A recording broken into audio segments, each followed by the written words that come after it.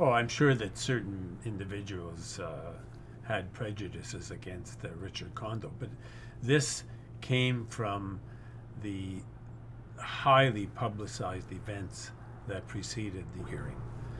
This poor chap received a lot of negative publicity before the trial.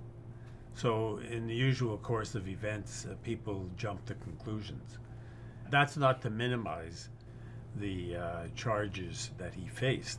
And I had many lawyers ask me, firstly, why I would defend that person, and secondly, that I had no chance of succeeding. Primarily because the information that was contained in the press about him was inaccurate. And so people made their judgments based on what they read in the press. And ultimately, the Crown in that case determined and decided that they would attempt to have him declared a dangerous offender, or as we refer to it as a DO. When this happened in 1999, it was quite the ordeal. The media attention to my husband's case was just phenomenal, and it was extremely difficult on me, to say the least. The media was actually came to my home, talked to my neighbors when I came home with, at that time I had a small child. It was 3 months old. He's now 10 years old, but at the time he was 3 months old, and my husband was in jail, and the media was at my door. So it was, clients asking me about this, losing clients over it, I guess. And then going through the process, I guess, because I was involved personally with him, I could not get involved professionally. But I did go through back then and read every case that was in law, in Canadian law, with respect to dangerous offenders. And actually wrote a book about it. I never published it, but wrote the whole book about every section there is to know, every test there is to know about the dangerous offender application, because in my heart I knew he did not meet the designation. Although the public, I shouldn't say the public, but the media portrayed him as if he should meet it, because the media does not know the legal criteria to be met, I guess. But knowing it, I knew he just did not fit it, but was afraid that maybe he would get taken by the wave, I guess. So I went through it with him on every legal aspect I could, I guess. So, yeah. So that's me. Section 753 is the legislation that provides for the designation of a dangerous offender. It is a section of the Criminal Code of Canada that deals with people or individuals that are found to be extremely violent and dangerous. It's actually a frightening section to defend, because the results or the consequences of being a DO are horrendous. When I was on that case, and my history's not up to date, but I believe in Canada there may be a maximum of 300 people that have been declared DOs, and maybe one or two of those people have been released. So it's like throwing away the key, eh? If someone is declared a DO, there are provisions for release in first degree after 25 years, and then in the discretion of the judge in second degree. So at least there is that provision that a person might be released at some time in the future. With the DO designation, we haven't seen that in Canada. There has to be a pattern of behavior that is found by the court to exist, and that is found through several different tests or subtests, if you will, including psychological and psychiatric testing, and a look at the criminal past of the individual, a look at the institutional past, what is used very often in court to try to predict violence is a tool called the psychopathic testing, or it's used through what's called the PCLR, and that is to rate a person's psychopathy trait level, if you will. For you psychologists and for you Psych 101 students in university, you know, the PCLR tests by Hare. Yeah. Well, apparently on the scale, they gave me a 37. Some give me a 30, some 34. It's so subjective. Hare really had nothing better to do when he was in prison collecting data. He came up with this notion that he can quantify people and put them in a box. He may be right, he may be wrong. I think he's in between, but he's making a lot of money out of it. So he's a smart businessman, that's for sure. I mean, you know, from the penitentiary, you have so many files in front of you. Of course, you just look at them and you can say, well, here's a pattern. Nah, really? I am a public person. Apparently, I'm a newsworthy person. Now, is that good or bad? Well, I'm skating around, aren't I? Okay. So me is section 753.2. Okay. Well, back in 2001, I am infamously and notoriously known in the city of Ottawa. I was brought before the courts, the Canadian judicial system, and I was charged under a rarely used provision of the criminal code, and that is the dangerous offender legislation. Through this dangerous offender application, what happens is that they bring your entire life from the day you were born until that day that you're sitting in the prisoner's box, and they bring out everything about your life. And there are things that I didn't even remember, you know, but they knew it all. Big brother, you know. But me, you see, that's the unusual story, is that they would have so much information because, well, I'm an Aboriginal, I'm Native, and I came into the Canadian judicial system when I was just a little kid, and in the foster care, training school, group homes, foster homes, so they have information about me. There is an over-incarceration of Aboriginal in prison in general. In Canada, the Aboriginal form 2% of the population, yet they form 17% of the general prison population. It gets even worse in terms of dangerous offenders. They form 23% of dangerous offenders. That is a real problem.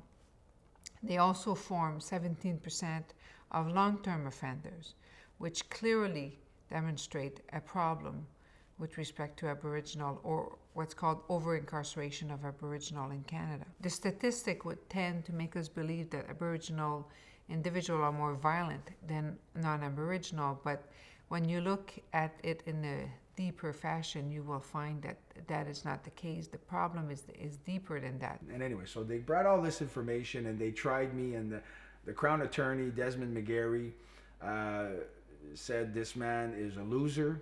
This man is useless. This man is violent. This man is dangerous. This man's a manipulator. This man's a con. This man is a parasite. I remember saying I was a parasite. It was very humiliating, trust me. Although I deserved every bit of it too, mind you.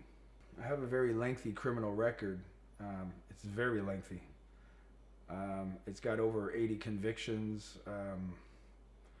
Ranging from possession of an unregistered weapon, drug trafficking, armed robbery, assault causing bodily harm, kidnapping,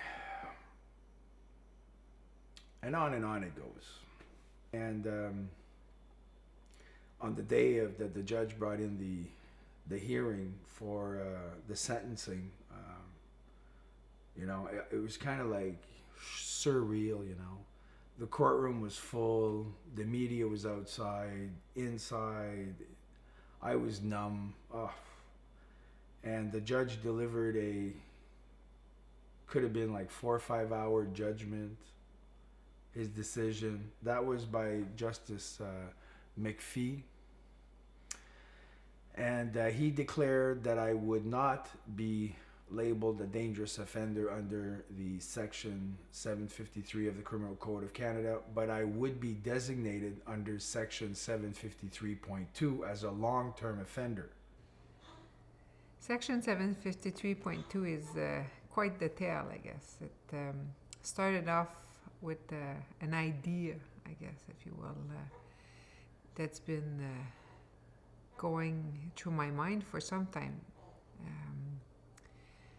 I've been telling my husband for some time now, I should make a movie about your life. I guess I told him that from time to time.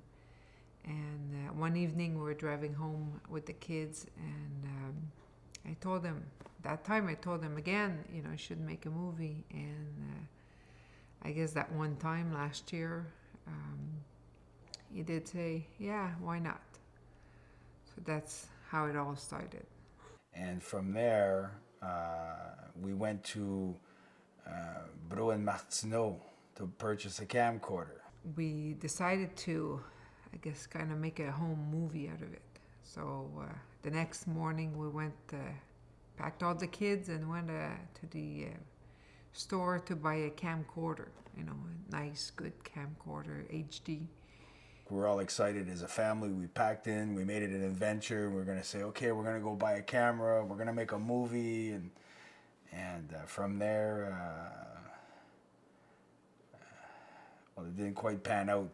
My husband had a store card for that store, and he went to put it on his card, and I guess because he had previously bought some items there and paid them, so he thought essentially that he had the same credit, but his card was short $200, and as a principal, I guess, he didn't want to pay the $200, so he just gave them back their card and said, no, forget it.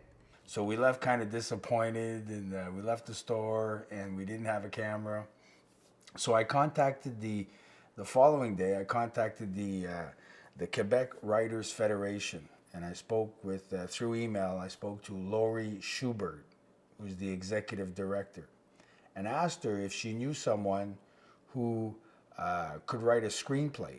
I first heard of Richard Condo through a woman named Laurie Schubert, who ran the Quebec Writers Federation. I'm a writer with 30 years experience writing. I had been teaching a course there in screenwriting, and among other writing jobs, etc., etc. And this fellow named Richard Condo, whom I didn't know from a hole in the ground, wrote a letter saying he was looking for an experienced screenwriter. Like everything in the movie business, either you're unemployed or you follow up whatever leads present themselves through serendipity or whatever else. Most things, if I was going to pin a percentage on it, 99% of things don't work out. They don't work out because either the people are full of hot air, or they're dreamers, or their projects are terrible. There's one of the big myths of the movie business. There's an incredible number of great movies out there that just aren't getting made. There's an incredible number of terrible movies out there that you're lucky aren't getting made because they're terrible. Anyway, so I sent him a synopsis of my little idea, and he wrote back and he liked it. So then I sent a bigger synopsis, and he really liked it and said we should meet. So Richard and I and his wife Diane met the first time, and the chemistry was good. Richard was a cool guy. He was an interesting guy. Kind of first second I saw him, I thought he was going to kill me because he looked kind of one of those guys who really looks tough. But beyond that, he was fun. He was charming. His wife, they made a good team together. His wife kind of offset the tough guy image. And I passed him a book that I had written back in 1999. And that impressed me on two levels right off the bat. One, there are in the movie business talkers and there are doers. And 95% of them are talkers and 5% are doers. And whether Richard had written a good or a bad book, it impressed me that he'd actually written a book and gotten it published. And I thought, this guy's a go-getter. This is an interesting thing. And I hoped to hell that his book was good. He took all the material, and he said he would get back to me. And he did. about a week later, and he said, "This is a great idea. It's a great story." I read the story, and what was so incredibly cool about the story was it was this story that had been happening like a mile from my life that I was 0% aware of. So you had this portrait of a kid. I kind of equated it in my head to a sort of an Oliver Twist, but not an Oliver Twist in 1880, an Oliver Twist in like 1990 that we didn't think existed. And he said that he saw it potentially going to the big screen, and he would be more than happy to write the screenplay for it. And he did ask for a $25,000 upfront fee for it, with a $100,000 when production starts on the feature film. well, I of course said no, I wasn't interested. But at the time, I was in dealing with my business partner in various businesses, and he listened to what Leo had to say. And he was convinced that what Leo was telling him was actually was sound advice and sound judgment. I, of course, told him it was a bad idea not to give any money away and to keep his money. But he did. He invested the money in that. Richard always mistrusted me, that I always found fascinating, because we laid out some very clear goals and deadlines, et cetera, et cetera. About once a month, I could kind of set my clock by it. It was sort of Richard something. They go, "I know you're trying to cheat me. I know you're trying to do this. I know this." And fortunately, almost everybody in the movie business is eccentric, and myself included. And you kind of shrug and go, "No, I'm not trying to cheat you. Let's move on." And he wasn't trying to cheat me. I wasn't trying to cheat him. But I guess we both started believing more and more in the dream as the script started emerging. Some people liked it. Some people didn't like it. They stuck their nose in this and that. We submitted to some of the agencies the first round of grant applications. Telefilm turned us down. We then were supported by Sodak, who loved the project. Sodak being the Quebec equivalent of Telefilm, who saw all the strengths in the project that I guess we always saw. And then we got a call from a major production company in Montreal. And that major production company is very well known. And they asked if they could polish the script with us. And then a substantial amount of money was attached to that script for the making of it. I think the $4 or $5 million range was discussed. And so, of course, I, not knowing the industry whatsoever, asked them, well, number one, why so much money? And number two, well, where's all this money coming from? And then, well, where's it going? And it gave me an idea as to what is in the making of a feature film. That's when I decided that I would take that idea that Sodak had funded the script, and I would write the prequel to that idea that they funded, and I could produce the same product that they do for a much lesser price and of the same quality and of the same caliber. And I decided that that's what I would do. One of the fascinating things that emerged in this talking, though, was that Richard, when he was telling me about being a hustler and a thief and a con man and everything else, the weirdest thing was it dawned on me that, Jesus, this guy would be a perfect producer. All of the real qualities that a producer has, he's got as a criminal. He's probably too honest to be a producer. And so I turned on my computer and I knew exactly what I was going to do. Started writing the script. 30 days later, the script was written. My wife helped. She has a good memory. She knew the information. So we both typed at it. We typed at it good. And once that was done, we passed it to Leo, who had written our original script for the big script. He liked it. And at that point, I put out a Craigslist ad on the internet, and I put on an ad looking for a director for feature film. And I began producing the feature film. We got lots of responses, lots of interesting characters to meet, lots of different perspectives, lots of different views. The budget was extremely low. I think it was said that there is low budget and then there's ridiculous, and ours fell into the ridiculous category is what we were told. Undeterred, we went ahead. At the end, you know, a symphony that never gets written, oh yes, it's better than Beethoven. It's not better than Beethoven, it's nothing.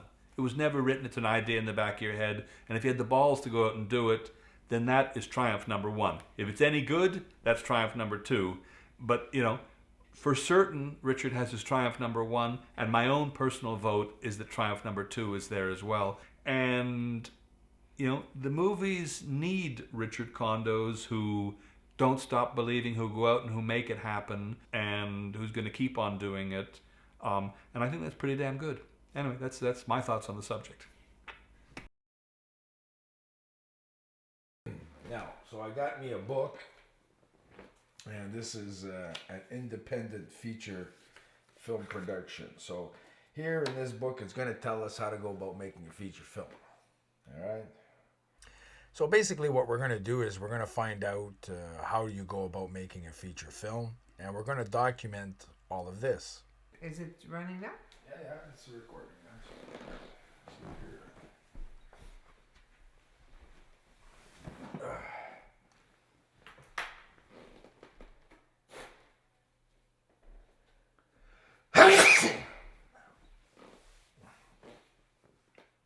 How do you know if it's focused?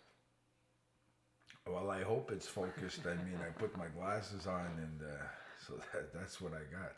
Well, first of all, we need a script. Your script has to be good. A script that appeals to people. You know? Everybody has a wonderful script. Everybody thinks that their script's going to be the next big thing. Everybody. Oh boy, we've got really nothing here. I guess first thing I'm gonna do is I'm gonna find me somebody's favorite list, and I'm gonna post an ad. We should post again. So we'll post again. I don't know. I really don't know how we're gonna pull this one off.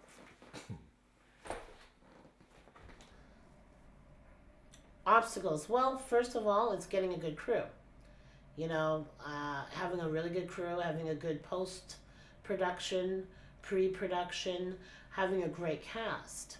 We're hoping to interview some people here and see how they went about it and how successful they were.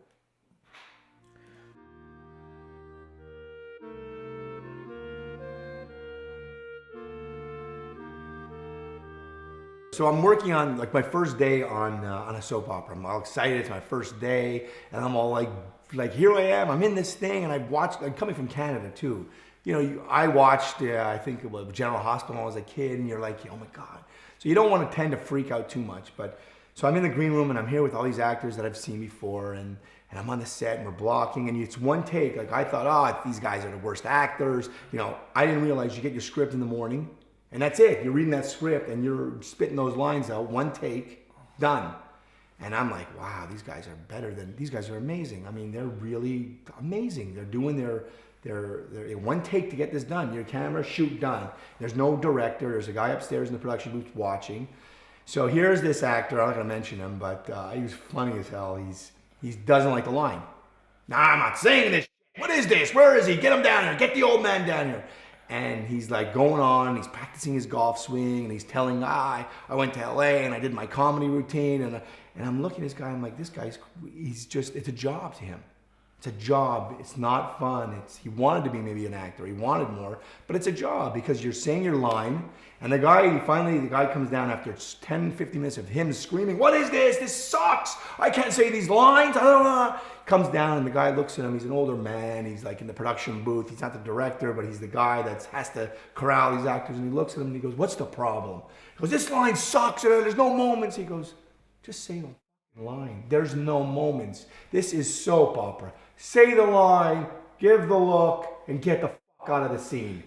And I'm sitting there like there's this like new like green kid right out of the theater school, and it was like, there you go, that's Hollywood.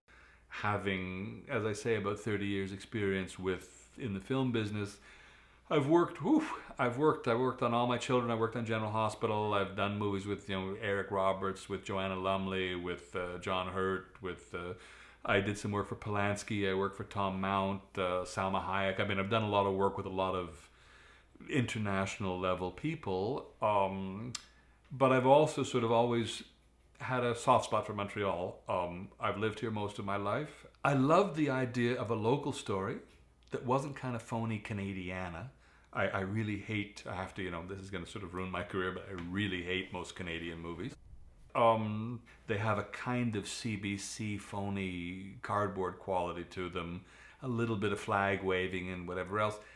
I had a lovely role in Confessions of a Dangerous Mind, which was not a challenging role at all, but it was an amazing opportunity to work with George Clooney and Drew Barrymore, who, well, she was kind of funny with me, but Sam Rockwell was amazing, and I got to fly to LA, and it was like a dream come true. I'm sitting here, George Clooney's got his arm around me going, "How you doing, hon?"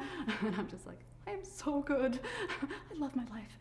So that was probably the largest film, the biggest film I've ever worked on. And the role was, it was so easy, it was ridiculous. I had to make out with Sam Rockwell for 8 hours. How hard could that possibly be? Even though he was kind of a smoochy kisser, kind of loud and slobbery, but it's all part of the job. C'était mon plus grand rêve en fait depuis que j'étais une petite fille. C'est sûr que c'est un choix difficile parce que t'as aucune sécurité d'avenir. C'est un milieu très compétitif, mais je crois, d'après moi, le plus important dans la vie, c'est de faire ce qu'on aime. Alors c'était ma plus grande motivation en fait, de faire ce que j'aimais le plus. I met a guy who is in the film business, and to me, I call him a kid, but I suppose he's 30-some years old there. And but I looked at him, and he's kind of still like got peach fuzz. And he owns a production company in Ottawa, and he made a feature film. It's a horror film, and he actually played in it himself. And I spoke to him, and it cost him $3.5 million to make. And I went to his office, and it's a very nice office. And I could only hope to have an office like that one day. Did the film make money? Well, probably not. Most films don't make money, and I've never heard of the film. I've never heard any publicity about it. But what I do know is that for that amount of money, if he would have been a wise guy, smart guy financially, with $3.5 million, you could have made the same film that he did, and very good, of that same quality. He could have made it for $500,000. Now, how many films could he have made? Well, let's say at $500,000 divided into $3.5 million, you go figure it out. And so he would have increased his chance to get his money back, because one film at that amount of money, you have to recoup a lot of money back. But if you put out, like, let's say 1, 2, 3, let's say you put out 7 films, all right, well, your odds are much better. You've increased your odds, because ultimately, I agree that for the artistic community, that's why we do it. We want to say something.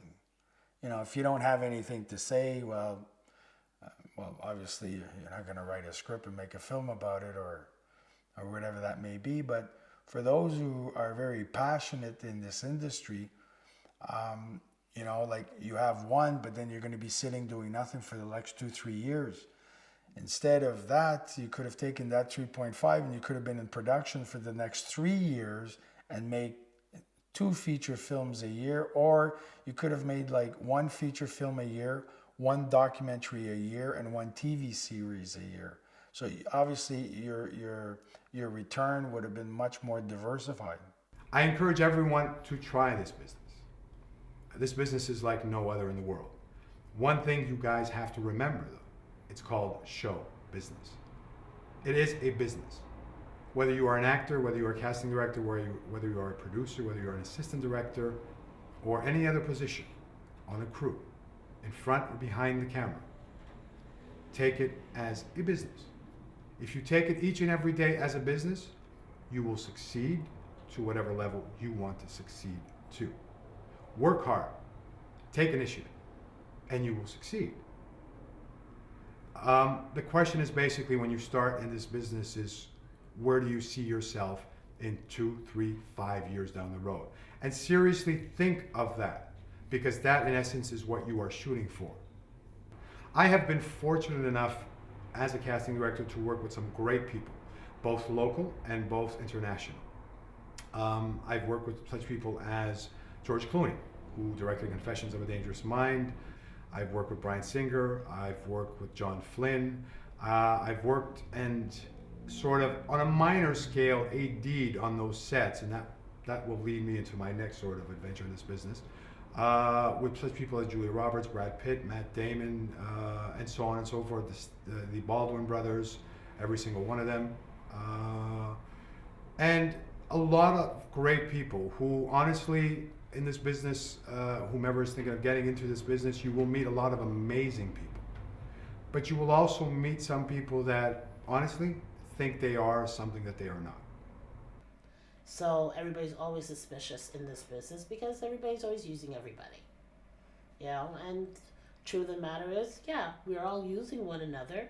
Some people are honest about it and some people are not honest about it. But the biggest obstacle is people in general. Actually, I worked for a big budget movie once, like for about 2 months. There was an ad on Craigslist, and so there was a producer who was looking for people to work, and it was kind of like he said that there's not.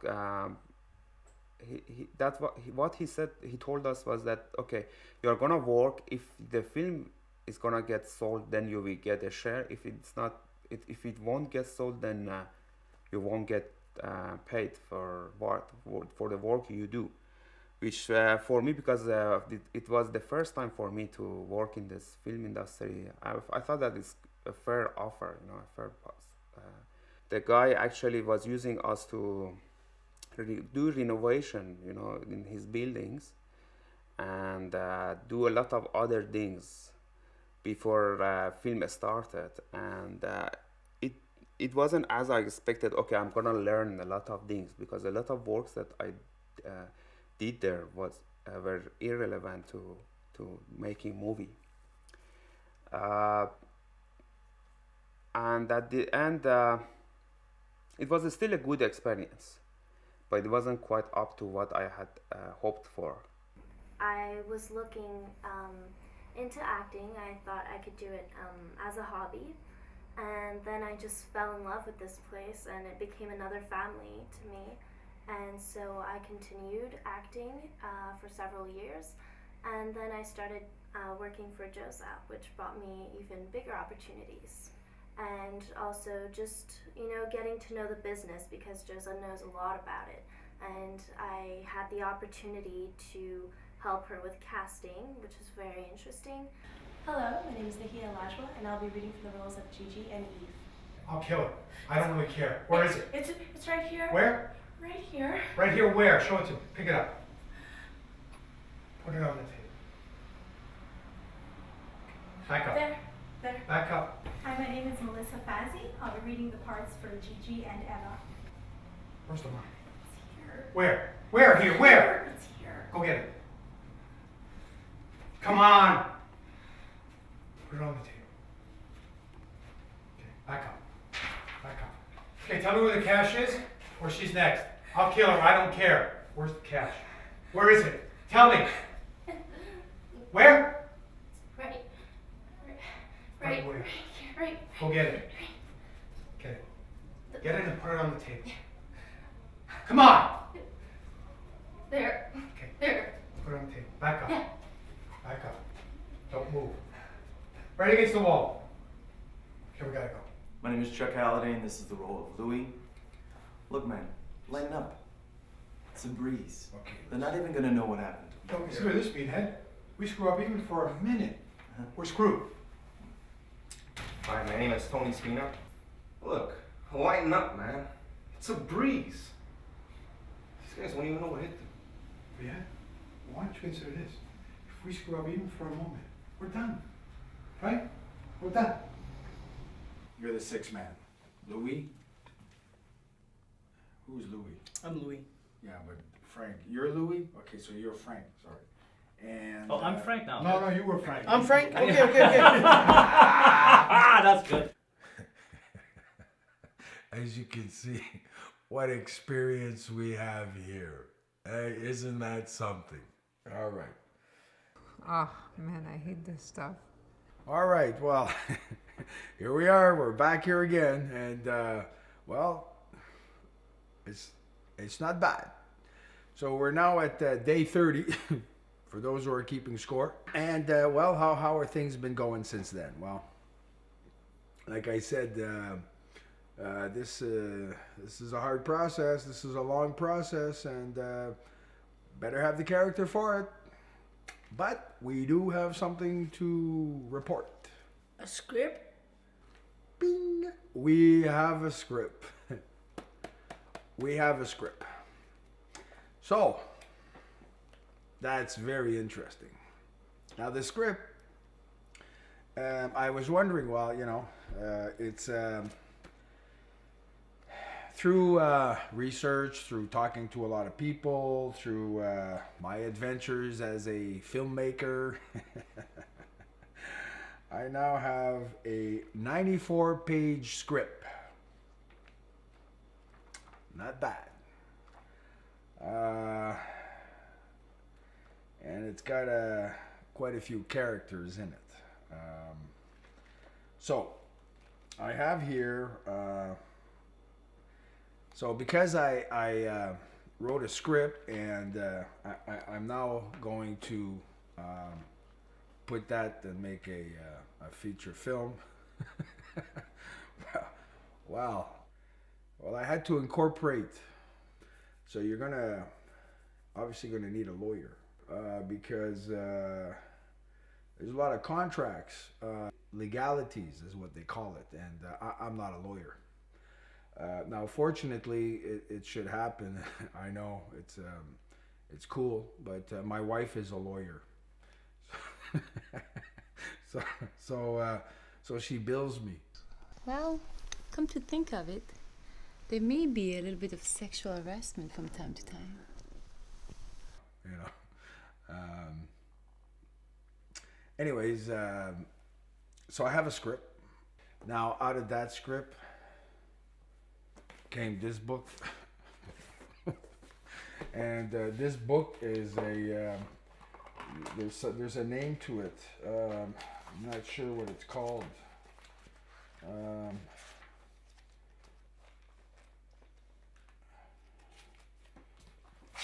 Anyways, it's a big book. I don't know what it is, but it's got a bunch of papers in there. And okay, hold on. Here, oh, here's another book. This book here is oh yeah, here it is. This here is a character breakdown. Out of all that script that I wrote, they broke down the different characters in that script. And here there's 47 characters.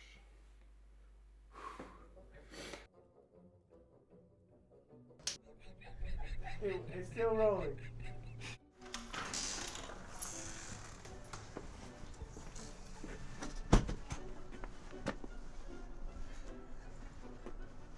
I have to sneeze. We're watching you. Something tells me we'll... Something feels. Oh yeah. Well.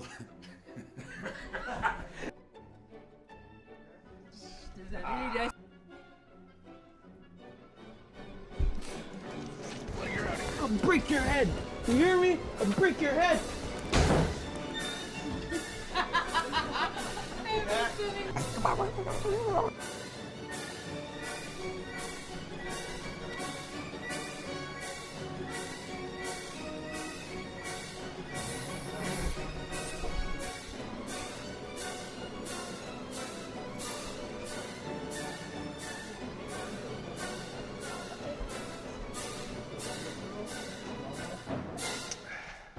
Non, s'il vous plaît, ça tombe. Oh, and we're making a party, eh? A big party. There's a party going on, JF, and we're all invited.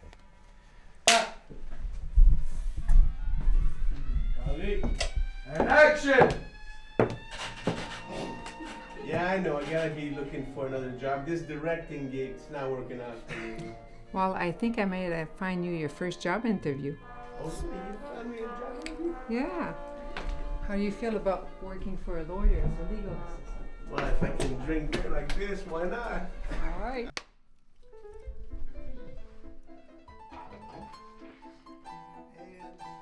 You are looking for film for what's your bar?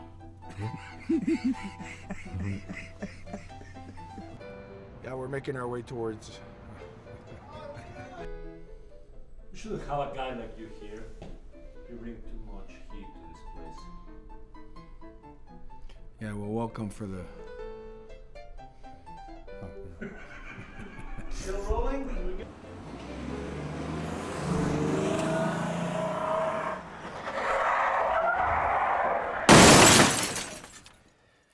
Well, well, I tell you, making a feature film is quite the undertaking. We started filming, principal photography started 1st of November, 2nd of November, but we did do a couple shoots around the end of, or mid-October, because it was such a gorgeous day and we had to shoot motorcycle scenes. The whole experience was just great.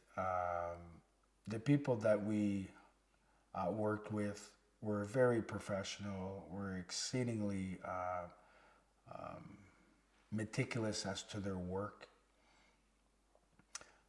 They were pros. They actually taught me a lot about the film industry on and off set, the little idiosyncrasies in the movie industries, the hardships in the industries. It was a good experience.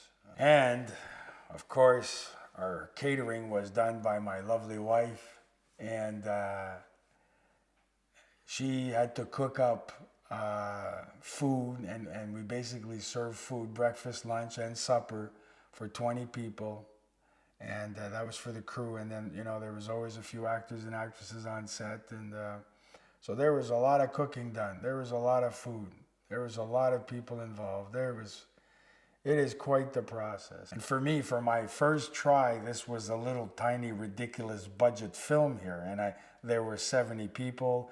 There were a lot of locations, a lot of traveling. We shot in Montreal. We shot in Ottawa. We got some great cooperation. There's a lot of people, though, that did help. And there were traffic scenes to be done in Montreal. We got cooperation with the city. There were prison cells. We got cooperation from municipality of the L'Orignal, Hawkesbury. We filmed in Ottawa. We had great locations there from store owners. And on and on and on. It was just it was a great thing. And you know, I guess there's not many people that want to associate themselves with this. And really, I would probably do the same thing. A person who has no experience, never done this, who goes about and decides to write his script, to produce his script, to co-direct his script, and to act in his that. I would think that's very far-fetched, and I would say I would scratch my head, especially knowing the background of the individual. I would say, you know, the guy is really, really not well in the head somewhere, and this is going to be a total disaster and a total flop.